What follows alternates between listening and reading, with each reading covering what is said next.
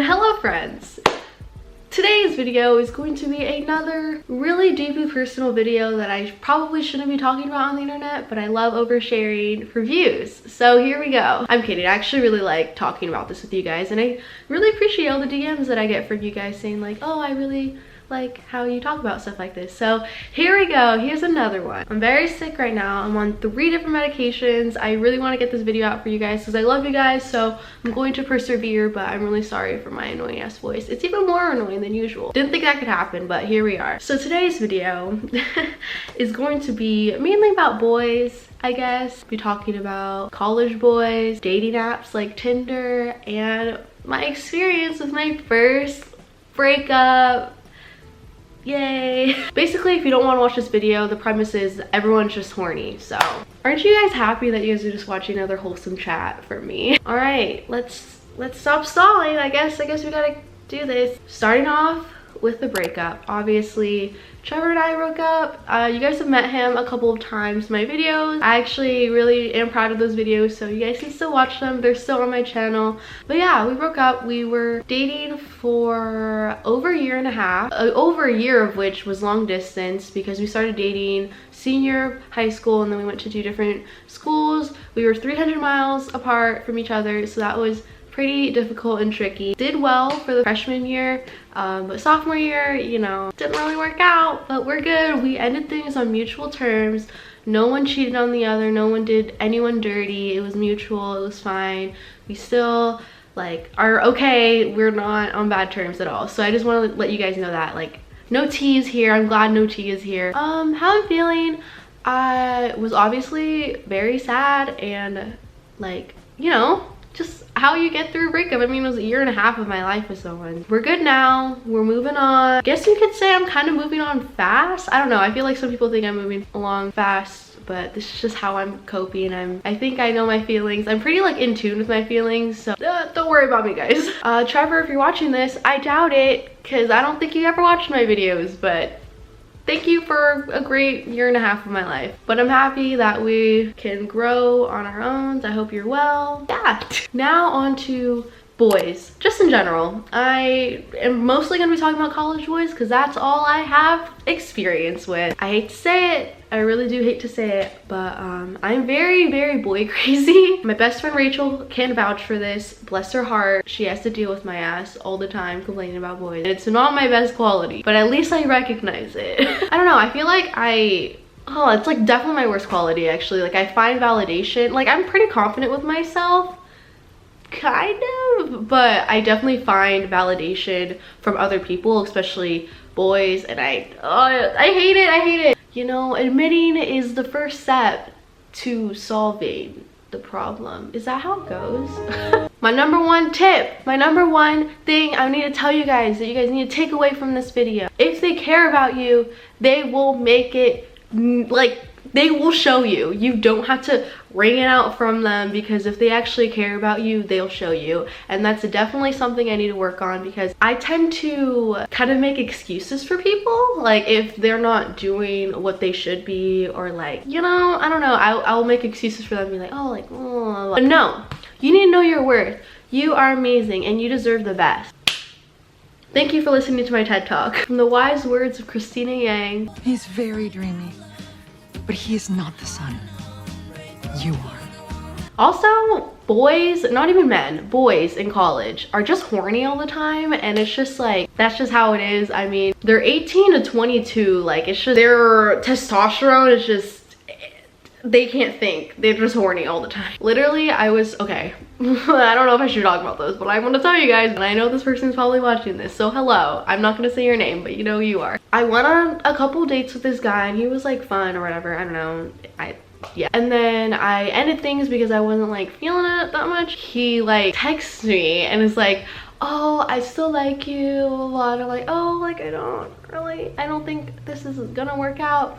And then literally like an hour later, he's like, can we be friends with benefits? Well, I'm like, literally, if you're just gonna do that, just start off with that. Don't be like, oh, I like you, blah, blah. Like, moral of the story, boys are just horny all the time. They don't really care about you, most likely. Some are gems. I'll get there later. College boys, especially freshmen, really don't know what they're doing. They just came from high school. Some of them are from out of state. They're living on their own for the first time. They don't have to sneak the girls into their room. They just want to explore, and I think that's just what we have to understand. Their frontal lobe is not developed yet. Like, it's literally,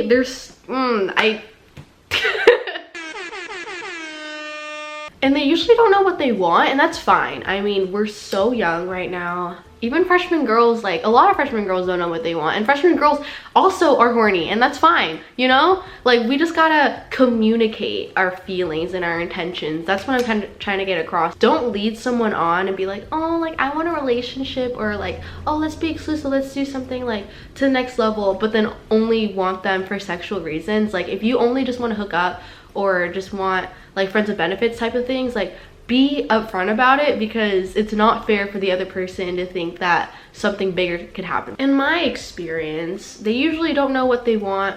They'll string you along until they're bored of you or they find something else, and then you're gone. It's the harsh truth. It's happened to me. I hope it doesn't happen to you, but it happens to a lot of people, and it's really shitty, and I want to be the big sister that you never had. I don't know. I never had a big sister, so I wish I had a big sister to tell me this shit, but here I am for you guys. I'm just gonna tell you guys the hard truth. This is how it usually is. I guess I can only speak for like my school. San Diego State is kind of a big party school, where something that people call us is STDSU, because yeah, good thing my dad just came home and he could hear everything I say. I don't know what else to say, but you know, most of them are stupid. They'll string you along until they don't want you. They don't understand a good thing till they lose it. They'll ask you to be their girlfriend, then the next day say that, oh no, I don't want you anymore, and they get back with their ex. Not like I'm speaking from personal experience or anything, but I'm trying not to be super pessimistic about it. I'm actually talking to a nice boy, so they do exist. They do. You just gotta find them, and it's really hard.